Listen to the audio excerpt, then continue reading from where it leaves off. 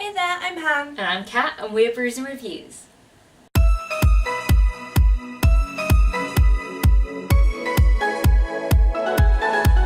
Welcome to day 25 of the Spring to It Videoathon, which we host with Danny Buxton, Brooke Clark, Christina's Journey, The Story, and Stacks on Stacks on Stacks. Today's prompt is obscure reads. By this we mean books that people don't really find, that people haven't really heard about, that sort of thing.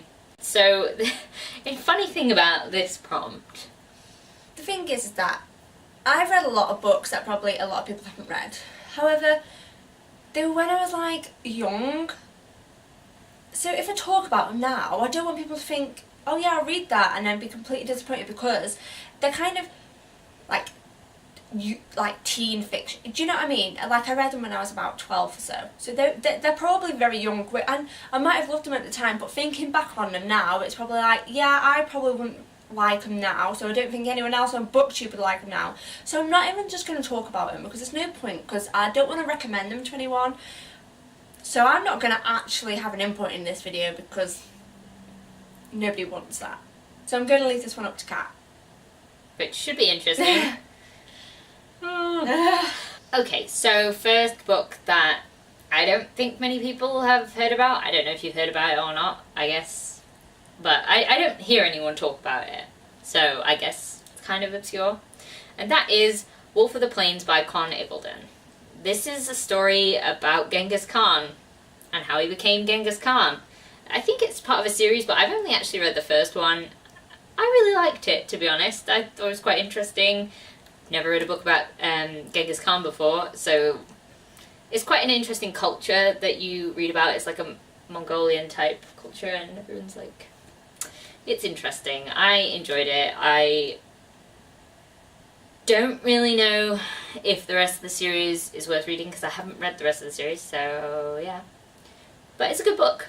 I think if you were into that sort of like mix of like historical sort of thing, because it is kind of historical fiction, I guess, but it's also like fighting and that sort of thing. It was fun. Next up, going on a completely different note to like fighting and sort of historicalness, is Acting Up by Melissa Nathan. Now this is a book I read a long time ago. It was one of those ones that my mum picked up as like a holiday, easy, quick chick lit kind of read. It's based on Pride and Prejudice. It's basically set in our world where people are doing a production of Pride and Prejudice, and it's like that funny sort of chick lit, easy read type thing, and I remember really loving it, so I'm talking about it now because I don't think I've ever heard anyone talk about this book. Random. Now for a book that I think I read when I was about 12, but I remember it really clearly and I want to go back to it because I loved it. It was great. It's called The Spooks Apprentice by Joseph Delaney. It's basically about the seventh son of a seventh son who is apprenticed to a spook, who is a person who goes and finds like supernatural creatures and like saves people from them. So there's witches, there's boggarts, there's all sorts of like creepy things, and I remember it being really like chilling. Like for me as a 12-year-old, it's kind of like a bit younger, but it is. I just remember loving it. It's such a cool, interesting storyline, and I just think more people need to know about it. So if you've not read The Spooks Apprentice, you should read The Spooks Apprentice. Oh, but also they did a shit film of it, which I've not actually seen. I think it's called The Seventh Son. I was thinking, I can remember you were talking about this. Yeah. Oh, I can remember when it came out. Mm-hmm. Yeah. See, because I was thinking, like, it kind of sounds like, from what you've just described, like a book that I would. You would read this book. Yeah. You would like this book. Yeah. I don't know why I've not made you read this book. I know. To be honest like, with from you. what you just said, I was thinking, I was like, I kind of like the sound of that. Like, Yeah. I think that sounds pretty cool. I think you'd like it. Like, I remember the only other person I've seen talk about this book is Bookish Cheryl, and she really likes the whole series. I think I only read the first 3 in the series, but like, I want to go back to it because I want to read more of them. So yeah, I'm definitely going to make you read this now then. Yes. Now, another book I haven't really heard anyone talk about is a collection of short stories by William Gibson called Burning Chrome. And like I said, short stories, sci-fi, really cool, very multicultural. You go around the world in different, and into space, and in different sci-fi scenarios, and they're really interesting storylines. They're short, but you feel like you've been impacted by each of them, and you're like, wow, okay, makes you think. And it is, if you're after like short, meaningful sci-fi, then I would go for this book, because it's awesome. Now, the last book I'm going to talk about is Wolf in Shadow by David Gemmell. Of course I was going to bring up a David Gemmell book. Of course I was going to bring up a David Gemmell book, because not enough people know about him, and more people need to know about him. This book is basically set in our world. The only difference is it's in a future where every couple hundred years the world turns on its axis, and what was sea becomes land, and what was land becomes sea. When this is set, it is basically what was sea is now land.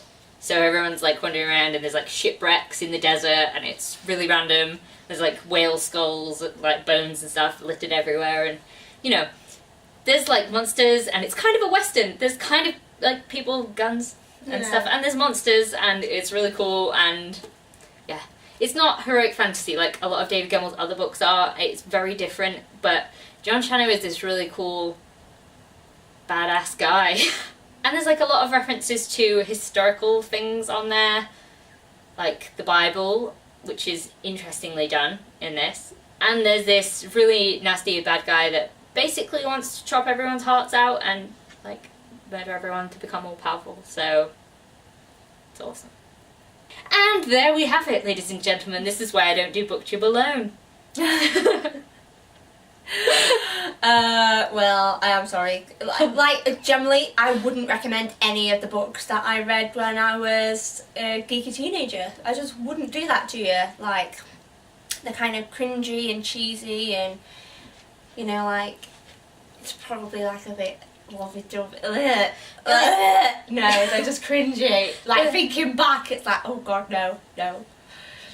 And a lot of the ones you read now are just more popular ones, so yeah, pretty much everyone's heard of those. Yeah, so, but you did good. I want to pick up Spooks Apprentice. Yeah, I think you'd like it. Yeah. I also think you'd like the premise of Wolf in Shadow, but I don't know if you'd actually read it. Well, that's the thing. I actually really like the sound of it. I think it sounds awesome. But who knows? I don't know. Yeah, I don't know how you'd feel about it. Yeah. But it's really good. Yeah. Like, and if I feel like you could give it a go and it would be fine. But also, I don't know. I know you'd like Spooks Apprentice. Yeah. So that's it for, well, I was going to say our obscure reads, but really it's Kat's obscure reads. I hope you liked it, and if you've read any of these, let us know. And let us know some more obscure reads, because we obviously don't know. Yeah. Well, definitely. Please also check out the other host videos, and because we're quite excited to see, you know, if we've read any of the ones that they think are obscure. And if you have filmed this video, please leave it in the comments below so we can check it out. So if you like this video, please leave a like, comment, subscribe, and we'll see you in the next video. See you later. Bye.